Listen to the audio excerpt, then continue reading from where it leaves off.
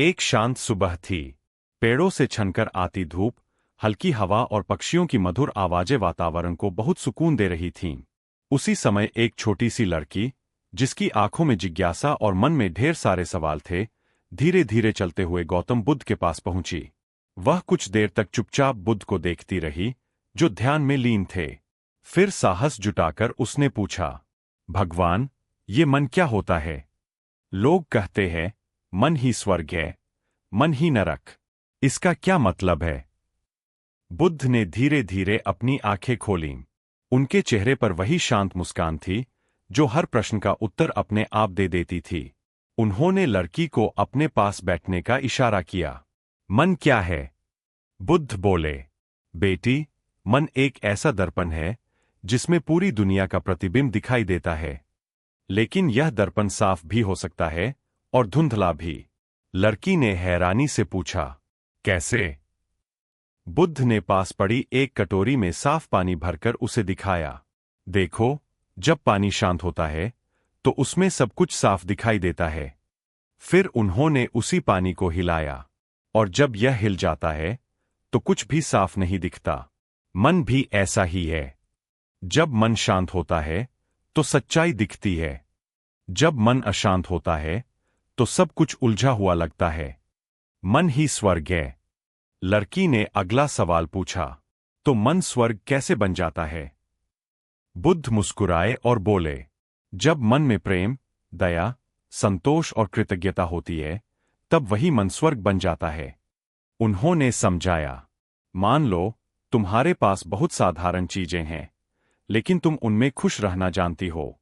तुम दूसरों से प्रेम करती हो, किसी से ईर्ष्या नहीं करती, तो तुम्हारा मन हमेशा हल्का और खुश रहेगा। ऐसा मन हर परिस्थिति में आनंद ढूंढ लेता है। यही स्वर्ग है। लड़की ने सिर हिलाया, जैसे वह बात समझ रही हो।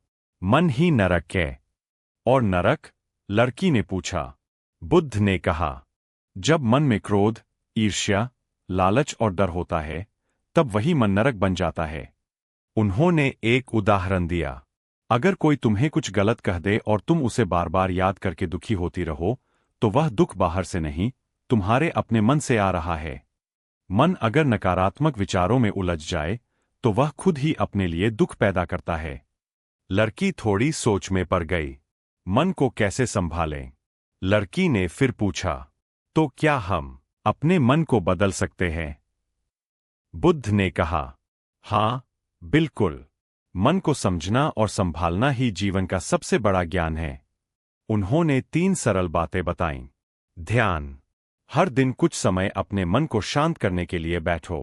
जब तुम चुप होकर अपने अंदर देखोगी, तो मन धीरे धीरे शांत होने लगेगा।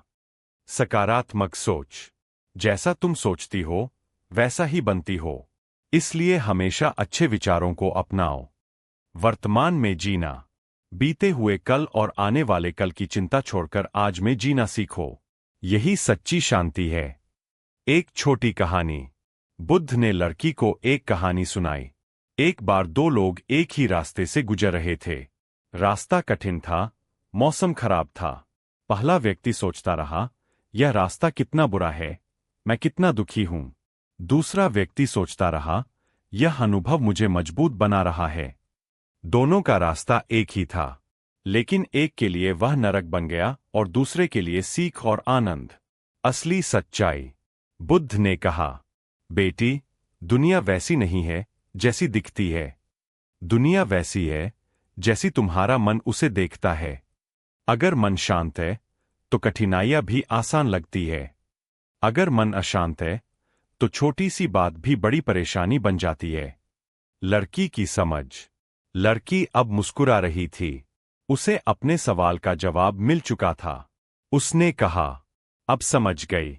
स्वर्ग और नरक कहीं बाहर नहीं है, वो तो हमारे अंदर ही है।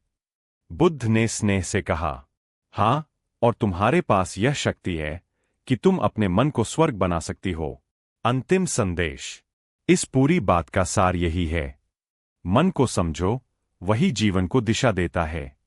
सकारात्मक सोच अपनाओ। अपने अंदर शांति खोजो।